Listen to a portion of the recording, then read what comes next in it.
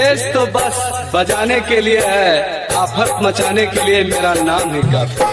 दीपक सिंह छपरहिया। नया साल के होत बाटे भाई शुरुआत हो, भाई शुरुआत हो, भाई शुरुआत हो। सबका कहेंगे मुबारक वाला बात हो, मुबारक वाला बात हो, मुबारक वाला बात हो।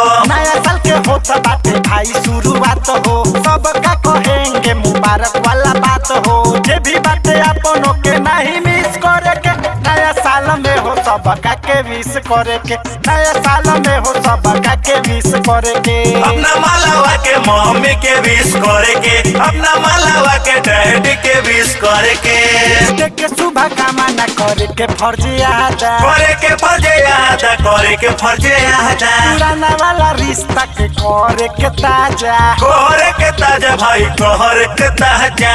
के शुभ कामना करे के फर्ज याद, पुराना वाला रिश्ता के करल जाबो ताजा।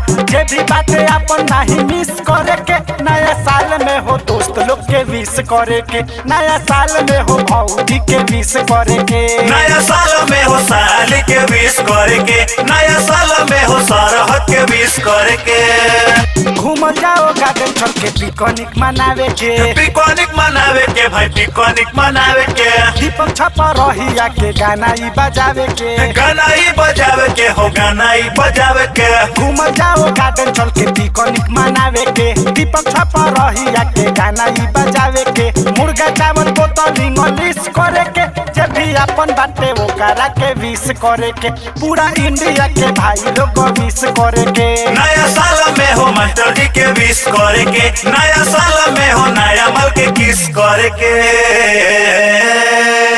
Love you India, happy new year.